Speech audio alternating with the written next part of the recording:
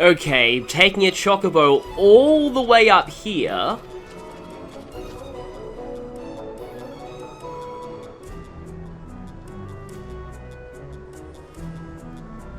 Okay, if you were to dismount on the other side, you wouldn't be able to come back.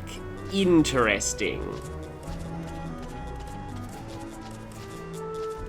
Now, how do I actually do this? Oh, there we go.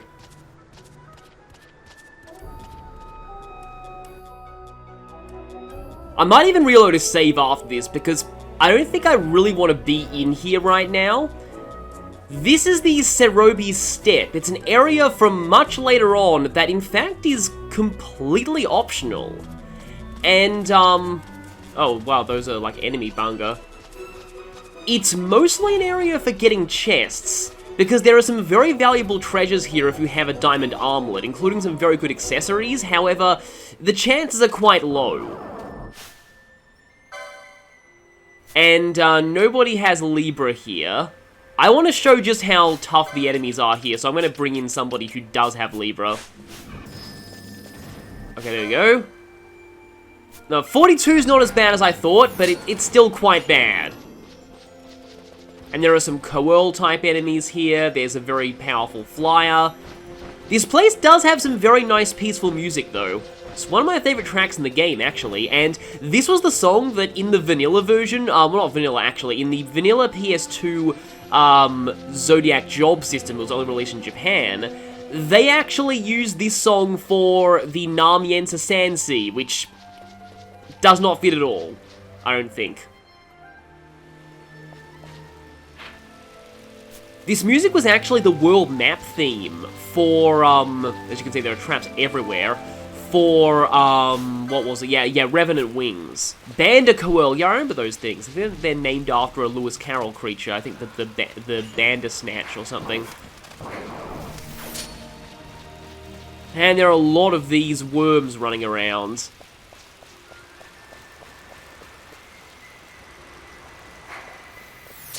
Oh, there is a save crystal here, but I don't know if I even want to use that, since, as they said, it's kind of hard to get back. Because I think there are only two ways in and out of this place. The first is through there, which requires a chocobo, and the second is, Knot of Rust. Yeah, so almost everything in here contains a Knot of Rust most of the time, but it has a very low chance of being a very good accessory. This place mostly exists for, post-game armor farming, or equipment farming, or things like that. It's pretty big as well, but it's just an interesting area because you never need to go here, even though it does lead to an area that you do need to go to for the purposes of the story later on. As for how we'll actually be... Are you seriously going to kamikaze before we've even damaged you? That's a bit of a waste of your life. No, Balthier, do not draw your gun here. We're not going to be fighting anything, hopefully. I just wanted to prove that you can actually come here early, even though it's probably not worth it. There are these windmills everywhere too. They're, I think, relevant to something of a side quest later. And I have pretty much no idea where I'm going right now. I forget exactly where. Like, I remember this treescape, though. This area actually does look almost vaguely open-worldish. Does remind me a little bit of Breath of the Wild somewhat. Not really Breath of the Wild. I mean, this... I've always liked the sort of colors of this place. This sort of pinkish, or like not orange, but colors. It reminds me of a lot of places that I actually have been to in Australia when I was younger. Places around an area, I don't know, sort of a more mountainous area. I shouldn't say the exact name because that would reveal, you know, where I live close to in real life. Is this place a dead end? I don't think so.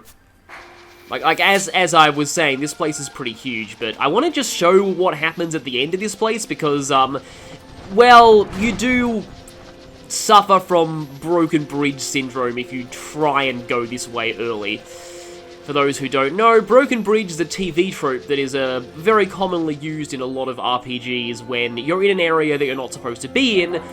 Basically, if you continue onward to the place that you are meant to go to for the plot... Oh, there actually was a way out of that area. Guess I must have missed it. you end up, you know, running into something like a broken bridge or a river or, in the case of like Metroidvania games, an obstacle that you can only cross with a new ability that you don't have yet. That's not the case in a game like this, but it's why I consider Metroidvanias to be pretty linear games overall, because they're very much structured as a whole bunch of broken bridges. Can't go this way, you need the Morphor. Can't go this way, you need missiles. Can't go this way, you need the, you don't ever really need the oh, except in Metroid Prime where there are some, like, plasma beam door locks. Oh, wow, you actually can get here now? Okay, I thought that they stopped you from going in. Interesting, you actually can come here now. And you can probably use the chocobos here to get back through the step, and you can also use this this crystal to warp. So yeah, here I believe is the broken bridge. We can't actually get into the town at all because of the governor.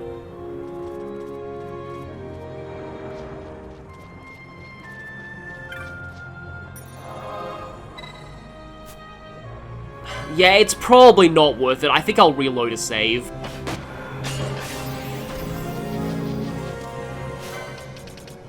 Well, there goes Pinello's level, so Vaughn's in the party now. Okay, so here we are at the entrance to... I do actually know the name of this place now. Okay, that's ominous, but I know why they're doing this. We're about to fight that badly drawn scribble hunt monster.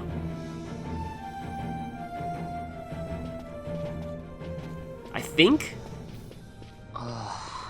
Hey, you sure this rabbit hole's really the way into Arcades? Better a hare unseen than a rat in a trap. And again, if you'd prefer to go knocking on the front gates of the city, be my guest. But what about once we're inside? Won't the city watch find us? We'll do what we can to blend into the crowd. Our names may be notorious, but our faces are not far known. True, true. You're a princess and we didn't even recognize you. I noticed. I need more of those Vaughn and Pinello being silly moments. So yeah, this is the Soken Cave Palace. Doubt abandoned. I wish it wasn't this far. And are those the same shambling corpses from... No, Zombie Knights. That's different. There's also another enemy in here that we haven't actually seen before. They look very similar to the ones in a Dramalex room. Strip of maggoty flesh. Balthea, wash your hands very thoroughly after stealing that. That sounds pretty awful. No music in here right now either. That's a little bit creepy. Yeah, that was inevitable. Oh yeah, for the upcoming hunt fight, I was actually thinking of setting a bunch of people to faux party leader's target attack, because I kind of want to be taking on what's coming one at a time. Yeah, let's get back to Ash and heal. So, if I'm remembering correctly, you have to beat this hunt monster and then go back and report to the guy who lost his son. Oh, just an imp. I thought that was something else. There's an enemy later on that you need to kill a bunch of to make a rare game spawn. There's also a chest back in the uplands that I didn't grab just because I had a feeling we'd be coming back through that area, but I might be wrong about that. I guess we'll see. Don't remember too much about the Cave Palace, but I do remember something that I was totally wrong about when I was younger. I thought that a certain super boss was in here, Omega Mark 12. I wouldn't say it's the most infamous super boss in this game, but it's a pretty strong super boss, and I thought it was in here, but it's not. I think there's something in here that you do have to fight in order to either make it available or in order to make one of the strongest weapons in the game.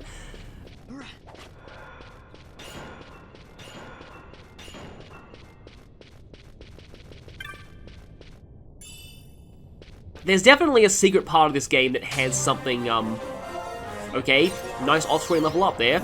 Oh, face chickens, great. And, somebody just died. Let's fix up your health there, Ash.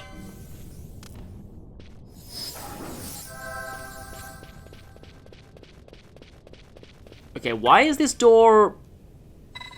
Oh, okay, yeah, we need a key. Yeah, it's normal. It's in that color that normally signifies blocked paths, but this is one we can actually open.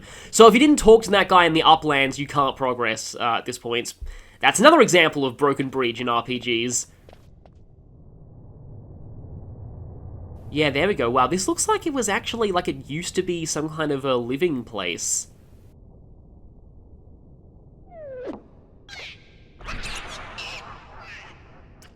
And this is that notorious monster that we were told to hunt.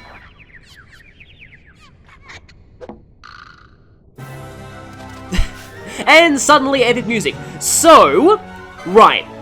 Alrune King, Topstalk, Mandragora Prince, Onion Queen, and Pumpkin Star. I remember these names now. Though Pumpkin Star sounds like a Keyblade in Kingdom Hearts or something, like a Halloween Town Keyblade. So again, I'm gonna try and set some gambits on people to faux party leader's target attack.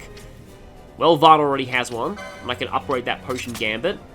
Don't really have anything that's like super strong in terms of, I didn't buff before going in here either, but basically, I wonder if these things do have some good steel drops. I don't know, but... Oh wow, one of them's already dead. Maybe these things are easier than I gave them credit for. I like how it still plays the dramatic music with this. Or just Ash's blizzards are that strong. Yeah, they love to run all over the arena and just be generally quite annoying. Though I'm having a much easier time in this fight than I expected to. I mean, they can status you, but... I think Ash can take that one on her own, honestly. Yep, there we go.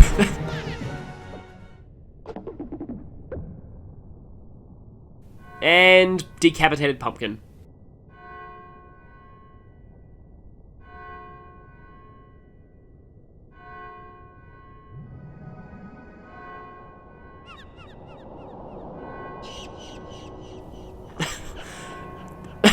Okay then. That is just... I don't know, sometimes in games you need something that's just plain weird. For comedy, I admit that was actually kind of good. You're expecting some kind of horrible monster for this hunt, and then just a bunch of weak mandragoras, and then they just float off to heaven like that. Okay, yeah, like that was weird. I don't want to know what kind of stuff the writers were on when they came up with that scene, but I'll admit that it is kind of nice. Anyway, Ash is sapped. I mean, they can status you, but at the same time, they're really not much of a threat. And then, you can Esuna as well. Like, that pumpkin getting decapitated, though, it reminds me of... It's a weird thing to say that you're reminded of something for. Huh. Wow, this is very dramatic music. And Ash can cure her own sap by casting Regen. But it reminds me of the first boss of Zelda Oracle of Ages, though I might want to save stories about that until later, because I might actually play that game on the channel one day. Might. And that first boss, I have some stories about that. Some very interesting stories. Let's just say that because I didn't really know the Zelda formula of using the item that you get out of the dungeon on the boss, me and my sister were stuck on that boss for over a year. Oh, I remember this music now. Oh yeah, no, I do remember this. So I kind of want to go back to that guy, yeah, the annoying pretentious guy who lost his son, and see if we get any reward for turning in this not official hunt. Oh, this music is for some reason really memorable to me right now. Like, I know this song. I forgot that it played this late. Okay, blind is like sleeped and slowed, but oh hey, you're actually reunited with your son, that's nice. The Menace of Soken, yes. That was truly the greatest menace of all time. 1,000 gil and 3 remedies. Remedies are actually not bad, so I will take that. Well, yeah, the guy doesn't really seem to have that much sense to begin with. But anyway, let's go ahead and save after that. And now that I'm back here, as I thought I would be, I can grab that float chest that I missed, which is apparently in the area that I'm not even going to try and pronounce Rise.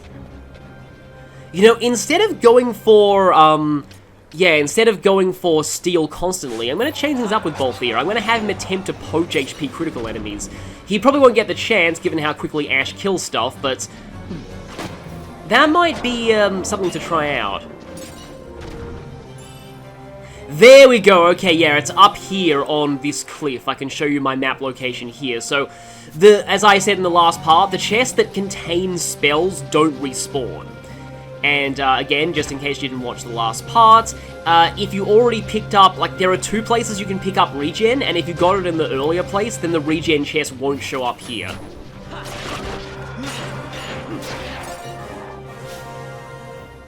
Okay, we're all in the 37 club now.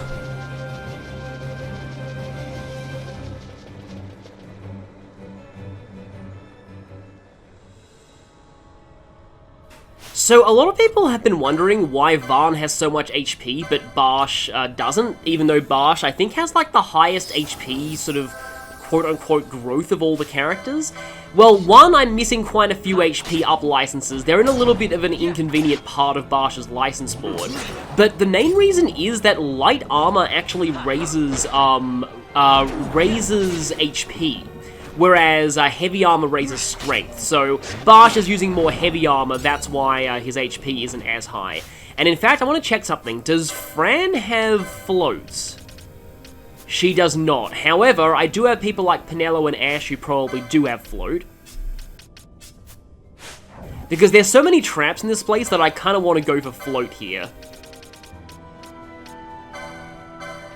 Yeah, float is an area spell already. And there we go! It's just kind of silly how you all just suddenly go up in the air. Yeah, sure, you can haste people. As I said in the previous part, it doesn't really make a whole ton of difference apart from the fact that you're immune to traps. There aren't a lot of, like, earth-based attacks. In fact, I don't think there are any attacks that float makes you immune to, unfortunately. I've gone back to the, why did Pinello feel the need to use Curaga there? But yeah, I've actually gone back to the main gaunch, or however you pronounce that, dagger setup on Varn. Okay, yeah, maybe not Pinello for the time being. I just wanted to have some people floating, because it's, you know... I just got float, I wanted to show it, and there are a lot of traps in here. Okay, those things are still imps. The enemy that I'm looking for, it looks the same, but it's called Pit Fiend. Well, I mean, it doesn't look exactly the same, it's obviously a palette swap, but yeah. Pit Fiends are a very powerful enemy in Dungeons & Dragons, so I'm not sure why they're just basic imps here.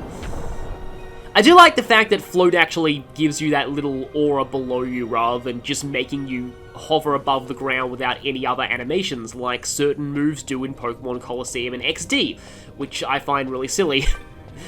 Bounce looks so dumb in Colosseum and XD. But let's make our way through the Cave Palace.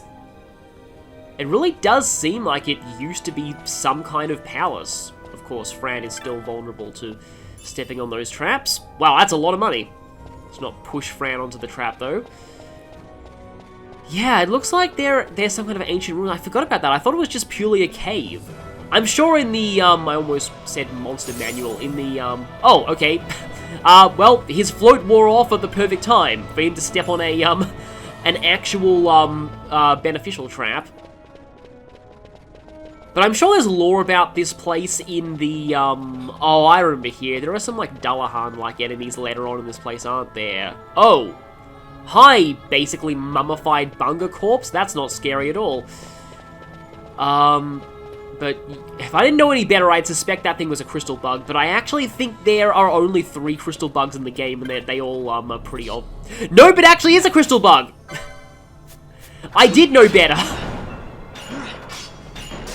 Oh, and it's a magic user, so Vaughn's evade tank setup's not really going to help here. I guess I can switch over to, the ninja sword, I guess. These things do like to heal. Yeah, they all are in different colors, and this one must be the blue one. There's actually no such thing as a life crystal in the game, so I don't really know why, I fell for that back in the Still Shrine of Miriam. But there we go, it's been replaced by a real crystal. I can't believe, like, I actually, like, was genre savvy enough to realize that actually could be a crystal bug, and I fell for it anyway, because I'm like, oh, well, the crystal bugs are always badly disguised. There's no blue crystal bug in the game. I wonder if these corpses are, It would seem he didn't make it, you think, narration? I wonder if they're victims of the crystal bug. I wouldn't be surprised if it sucked people's vitality out. Being like the opposite of a save crystal. Yeah, the fact that, crystal bugs, oh, hi, zombies. The fact that they, there's only a few of them in the game means that I don't think you can even get their entry in the bestiary, like their full description in the bestiary until you fight, I think you need to fight all of them. I know where one of them is, but I think there's like, forget exactly where they are, but I know there is a limited number in the game. Oh, this is cool. This almost reminds me of the sap caves from, no, just an imp, not a pit fiend. Maybe the pit fiends are only in the secret part of this place. A lot of these imps seem to be weak to ice, but that's probably because they're like electricity-aligned enemies or thunder-aligned. Somebody hit Fran, apparently. I've also set Fran to cast Balance when she's on less than 30% HP, because she's one of my few characters who have it. Penelo, for some reason, doesn't have it. It's in one of the earlier Time Magic licenses, so I need to go and get that the next license board spending spree I do, which might be kind of soon. No, that one actually is a Pit Fiend. The Pit Fiend seems to have smaller wings. Yeah, there's a rare game here. I'll need to check exactly where it shows up. Because it's, funny thing is, I've actually spent, in terms of raw recording time, this episode's getting a lot longer than I expected it to be, but I'm going to have to cut out quite a bit, so not really sure exactly how much is going to make it into the episode. That can be hard when it comes to planning sometimes, because sometimes I can't quite tell exactly how much time is going to get edited out of a part, and sometimes it means a part can end up being really, really long, and other times it can end up being way shorter than I expected. For example, like, one of the parts of Fond Coast was a raw recording of almost 50 minutes, but it ended up being close to 30 in the final footage. Ah. Hi there, multiple paths to go. Mirror of the Soul sounds like some kind of, shadow thing, or a psychology thing. Oh, I remember this place. Yeah, I remember the waterfalls. Yeah, it's kind of interesting how much of this place I remember. Striker. Okay, I think there's like another Dullahan type enemy that's it's not quite as bad as this. They don't hit too hard, but I might take this time to switch Vaughn back over to the dodge tank setup. I have a much better, like a silver dagger that I haven't been able to use yet. Focalore. They're passive, but I'm going to have to get them in my log anyway.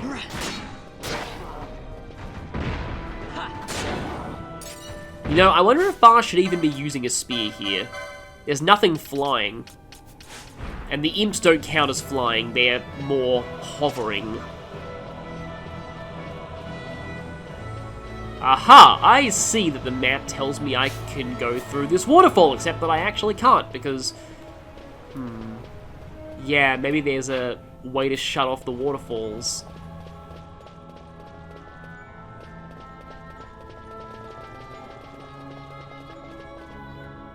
I don't remember the Cave Palace being that long as far as these kind of areas go. Yeah, that waterfall is definitely blocking off the, that little tiny part of that earlier area, which I definitely want to go through. Vaughn is still slowed, but his damage is pathetic anyway, so I'm kind of okay with leaving him slowed. Yeah, that's not really going to lead me anywhere productive, unless it takes me on the opposite side of a waterfall. I don't think it does, though. No, it's just right back there. I was expecting this place to be not that interesting. I was expecting to talk about how I actually am starting to see why a lot of players don't like this part of the game, because it's really just a lot of very big areas with not a ton of plot other than Balthia's backstory reveal. And yeah, maybe I am reconsidering this part of the Wendigos. I remember these things with like the ice head. But yeah, I am liking that part when we went to Jahara and, like, the arc that ended with Judge Bergen. Oh, nice, we're immune to Earth thanks to the Dragon Shields. Mark of Council. Wayfarer travelling the road to Arcades. The Aesthetic's door holds naught for you. That way lie trouble and confusion. You who are yet drawn to the Aesthetic's door in circles travel from the land of sun's birth. Stray but once, another day you must return. Okay. Interesting. Land of sun's birth. I think that's like the way to the Door of Hours. The way to the secret part of this place. Ancient door. Another Door of Hours. Yeah, there might be some kind of time-related puzzle in here. I sort of forget exactly what you need to do, but I do know there is a secret part of this place, and I do remember that I never found it when I was younger. But the thing that you actually need to do in there is way later, and in fact, is it the Hellworm? I know the Hellworm is a very late-game quest. Might actually be the Hellworm now I think about it. Like, again, in my first playthrough, I thought it was Omega Mark 13. Not 13, Omega Mark 12. Omega Mark 13 is a thing. It's because Omega is a recurring Final Fantasy super boss, so it's called Mark 12 in this game because it's from FF12, and there is an Omega Mark 13, I think, but it's DLC for 13-2. Did actually get some of that game's DLC, although I think it was because some of it came with my copy, because I actually got, like, the collector's edition. Which has the kind of hilarious fact that you can recruit Snow, but he's considered a monster ally due to the way that game's party system works, so if he does well in battle, somebody might say, you deserve a treat! Even though he's the fiancé of one of the party. Yeah, weird dialogue like that. Okay, I think I can get around some of the waterfalls by going this way. I feel like there has to be a way to shut off the waterfalls, I don't know.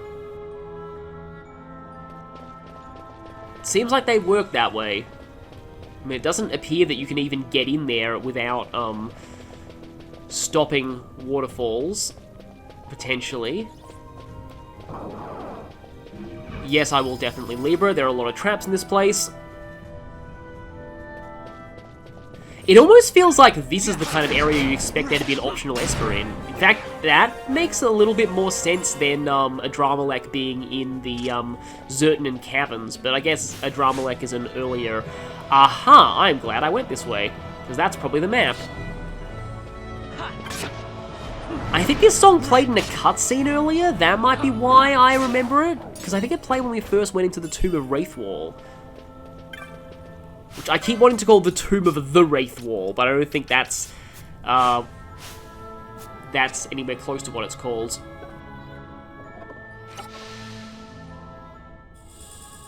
There we go. Though I doubt the map's actually complete. Yeah, Hall of the Wrath God. That is, that's a super boss area. Hall of Shadowlight. I don't know if there's, like, a boss there or anything, but there might be.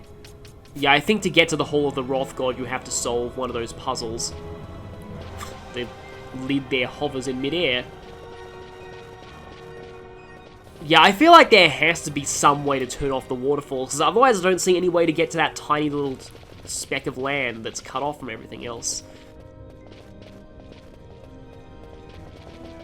Maybe it relates to what changes the flow of the rivers in the Mosfron Highways, which feels like ages ago, despite the fact that it was just in this, what I call, story arc of the game.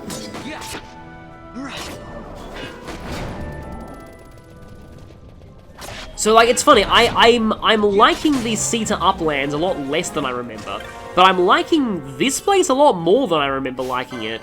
Just think it looks a little bit more interesting. I guess I'll put Pinello in. Ash has just had...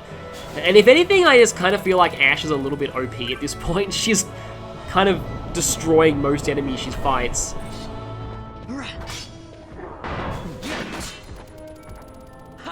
Wendigo just makes me think of, Go, Wendigo, from, there's... Basically, there's a,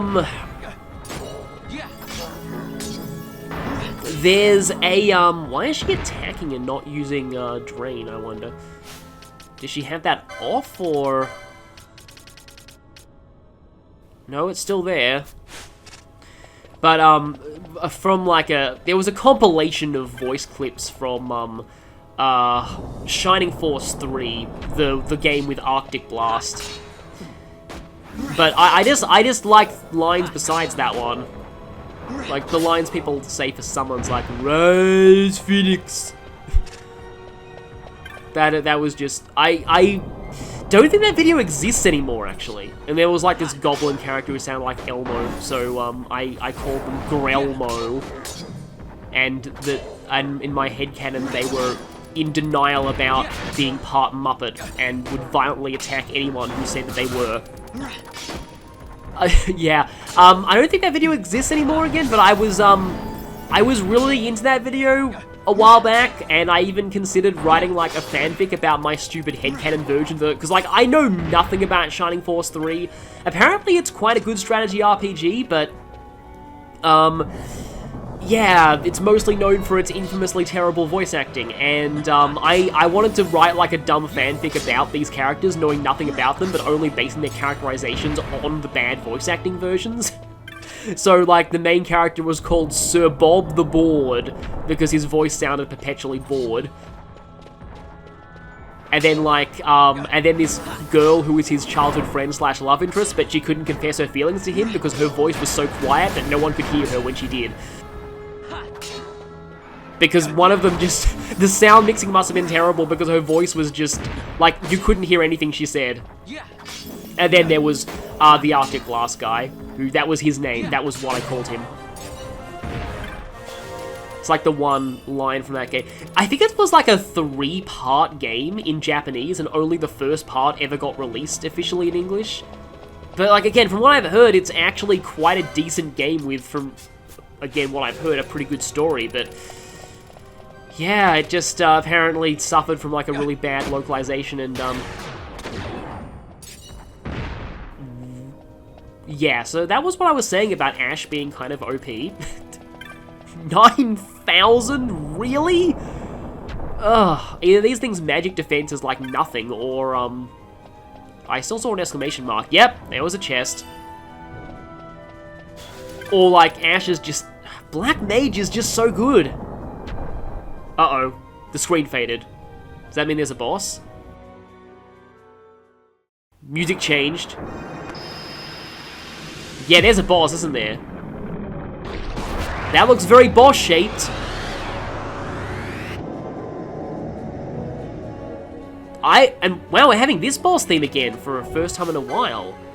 Araman, yeah, well, this thing does show up in a lot of Final Fantasy games, but...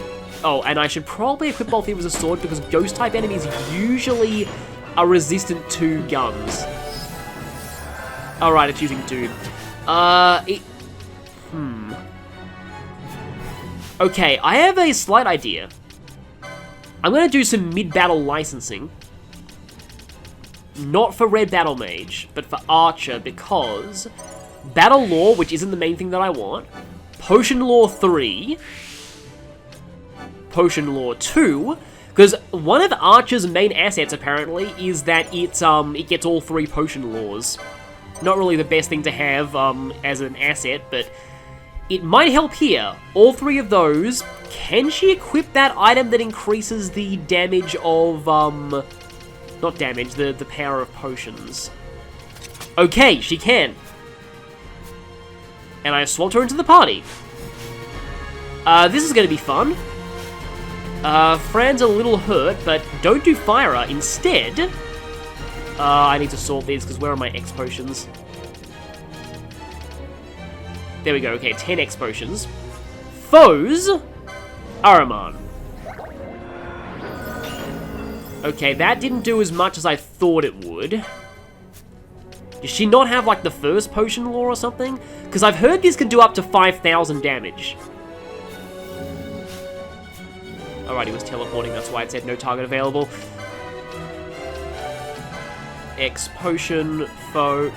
I can't target it. Was it still teleporting, or...? Oh, there we go. Yeah, 4,000. Yeah, like, it must be, like, somewhat random, but, this is definitely, like, a waste of my X potions, but it's just something that I kind of wanted to show later. Oh, too far away. Oh, it looks like it's splitting into multiple copies of itself. I think that just straight up missed. Yeah, see, at this point, things like Cura are probably going to do more to them. I still really like this song, though. I don't know how much Cura is going to do to them, but it's an area attack at least. I'm going to have Penelo do that, I suppose. But I still think the pheasant, however you pronounce it, combined with, X potion combo, and, somebody needs to cure that oh, everyone's confused. Oh, yes, literally everyone is confused. That's not good. Well, at least Fran got out of it, but... Not Fran, Penelo got out of it by being hit. Yeah, this is still kind of fun. You can pull this strategy off on any enemy as well if you inflict them with reverse status. So that's also something fun. Unfortunately, you can't really, target them when, they're teleporting. I don't know which of them is the quote-unquote real one. And of course, this potion strategy is better against enemies that like to stay still. There's a lot more of them now. Okay then. Yeah, Ash should be focusing more on area damage, and I think Fran should be too at this point. I think the potion thing has run its course.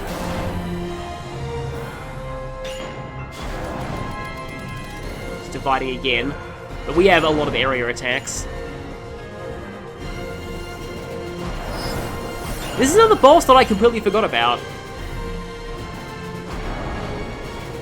See, they're all over the arena now. Look at, there's so many of them. Okay, it seems to be dead, but I think we need to take care of all of the duplicates first. I think Fire is going to be doing more than Cura against... Yeah, there we go. Okay, so that was a very weird fight. I think it's named after an alternate name for the ultimate evil in Zoroastrianism. And I see a chest in the corner of the room there, but a lot of people are doomed, so I want to find a save point soon. Like Penelo's little crossbow happy dance there. Didn't quite notice that the last time she was in a victory screen. So yeah, I think because 4,000 damage doesn't, like, proportionally look that much against bosses, I think it goes faster if you set a gambit for it. Then you can just constantly spam those potions on them. But that is a possible strategy. Oh wow, and Penelo's so low, she's actually having to use charge. Yeah, its chances of failure are a lot higher if you use it with high MP, but why would you want to use it with high MP? Yeah, Ash went down to Doom, but honestly, I don't care, because I feel like there's a very high chance that we'll be finding a save point soon. Yeah, that looks like it used to be some kind of altar or something important. Bubble mode.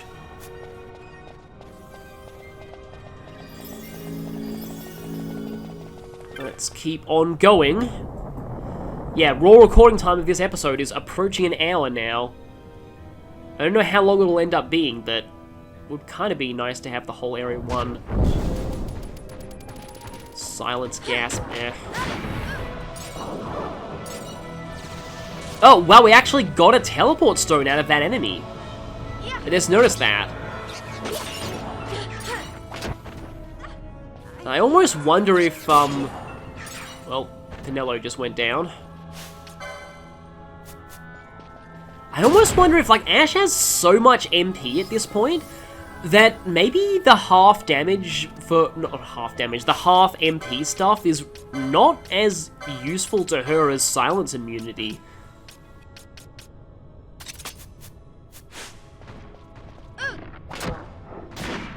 Because I just feel like, 65 fittings downs, wow. She doesn't run out of MP very often, and I just think, like, if she gets silent, she's pretty much useless. So as much as I like that Sage thing before, maybe it isn't the best thing to be using right now. Maybe just simple status immunity is a lot better in the long term. Because, you know, when she's not silent, she can do that.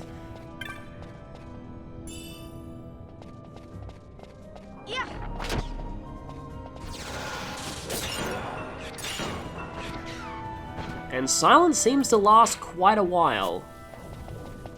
It's a dead end down that way, so I might as well check that out first.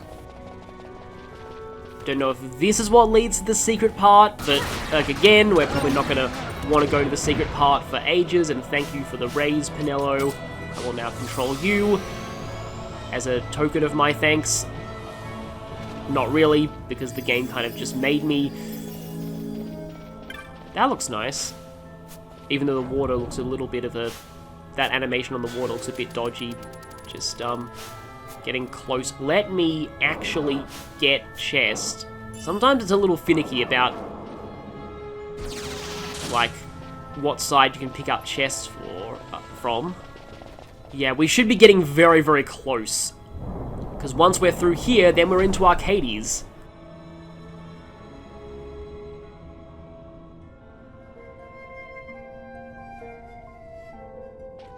And new music, although doesn't seem to be a save crystal here.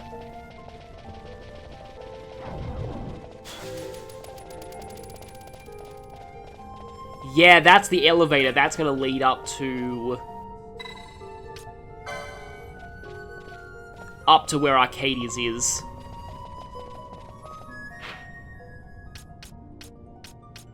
There aren't a lot of save crystals in this place.